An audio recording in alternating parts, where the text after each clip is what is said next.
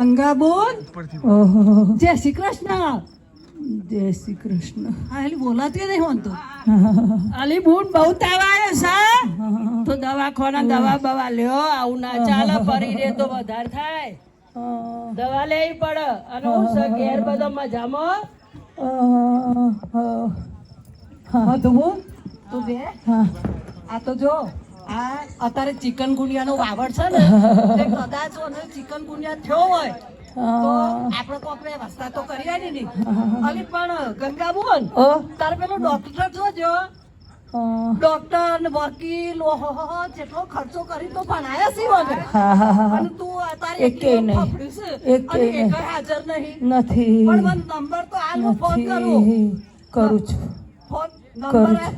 કરું તું કર લાઈ મને હાલ કર કરું છું. હાલ ફોન કર ફોન કરીને ચાર ચાર મારે દીકરા જન્મ્યા, ચાર ચાર મારે દીકરા જન્મ્યા, દીકરી જન્મી એક ઘડપણમાં મારું કોઈ નથી.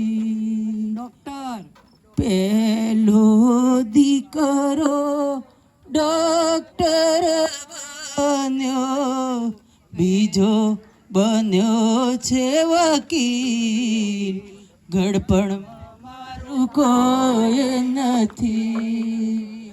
ત્રીજો દીકરો પોલીસ બન્યો, ચોથો બન્યો છે ખેડૂત, ઘડપણમાં મારું કોઈ નથી. દીકરી તો મારી સાસરે ગઈ, મને ચડ્યો છે શું થયું?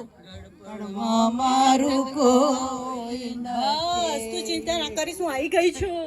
માં તું આરામ કર.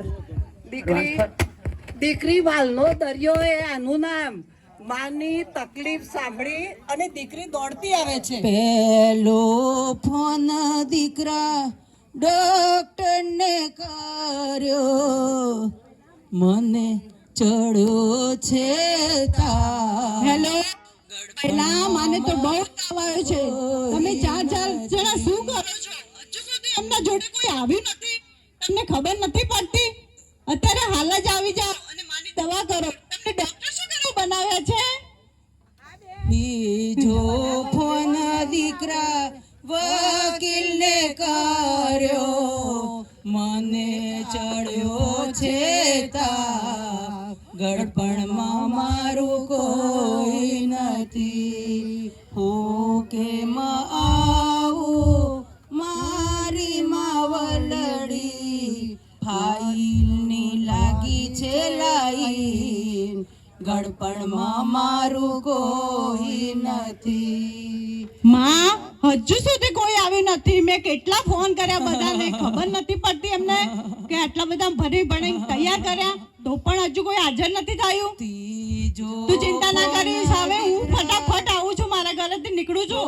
પોલીસને કર્યો, મને ચડ્યો છે તાવ, ગડપણમાં મારું કોઈ નથી. હું કેમ આવું મારી માવલડી, ચોરોએ મચાવી છે દોડ, ગડપણમાં મારું કોઈ નથી. ચોથો ફોન દીકરા ખેડૂતને કર્યો, મને ચડ્યો છે તાવ, ગડપણમાં મારો કોઈ નથી. હું કેમ આવું મારી માવલડી, ખેતરમાં પાકી ગયો પાક, ગડપણમાં મારું કોઈ નથી.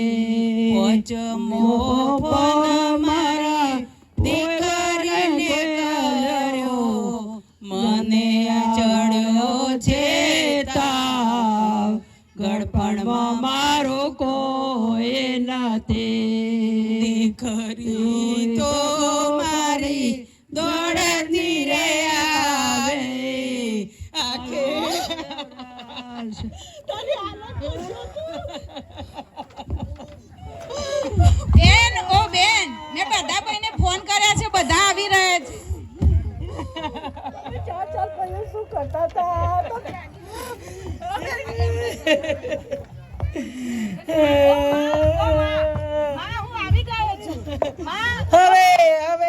મારી દીકરી આવી છે, મારી દીકરી આવી.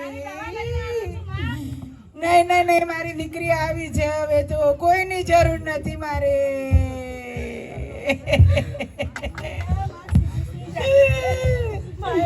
ફોન કર્યા પણ હજુ સુધી કોઈ હાજર ના થયું. અને મારા આવવા પછી બધાને આવવાનો શું ફાયદો? મારે મુદત હતી, હું ક્યાંથી આવું? મારે જેવી મુદત પતી એવી તરત હું આવી ગયો.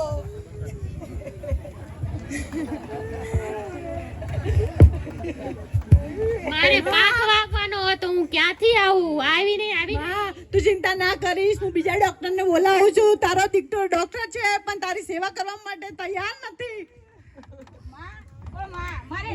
ડોક્ટર ચલો, મારી માં બીમાર થઈ ગઈ છે. એટલા બધા પેશન્ટ હતા કે હું આવી ના શક્યો. હવે તારો જલ્દી નિકાલ થાય એવી દવા લઈને હું આવ્યો છું.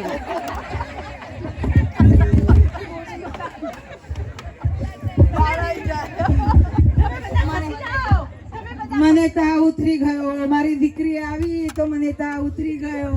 ચાર ચાર મારે દીકરા જન્મિયા, દીકરી જન્મી એક, ગળપણમાં મારું કોઈ નથી. ચાર ચાર મારે દીકરા જન્મિયા, દીકરી જન્મી એક, ગળપણમાં મારું કોઈ નથી. બોલીએ ઉમિયા માત કી જય. ગરડામાં બાપની જય. આ બે નાટક આપણે જે જોયા એ આજના સાંપ્રત સમાજની એક સમસ્યા છે કે આજે વડીલોની જે સમાજમાં ઉપેક્ષા થતી રહેલી છે એમાં દીકરાઓ મારફતે અને દીકરીઓ એ વખતે માતા પિતાનો જે સાથ આપતા હોય છે એના પરથી આપણે એક સમાજ એક બોધપાઠ લેવા જેવું છે કે જે માતાએ પેટે પાટા બોધીને વકીલ બનાવ્યા, ડૉક્ટર બનાવ્યા, સારું શિક્ષણ આપ્યું, એમના માટે ઘણું બધું એમનું જીવન સુખી બને એ માટે ઘણા બધા પ્રયત્નો કર્યા, એના ઉપકારો આપણે કદી ભૂલીએ નહીં. તો જ વૃદ્ધાશ્રમો ઘટશે, નહીતર વૃદ્ધાશ્રમોની સંખ્યા દિવસે દિવસે વધતી જશે. અને બીજું એ કે આપણે વડીલોએ પણ એવું સમજવું જરૂરી છે કે ફક્ત પૈસાથી જ આપણા બાળકો આપણી સેવા કરશે એ આપણે રાખવું નથી. આપણે એમને એવા સંસ્કાર આપીશું કે પૈસા ના હોય, કદાચ બધા જ વડીલો હોય એ સારું કમાતા ના હોય, એમની પાસે સારી સગવડ ના હોય, છતાં પણ એમની સેવા આપણે કરીએ એવો એક બોધપાઠ આપણે આ નાટકમાંથી લેવાનો છે.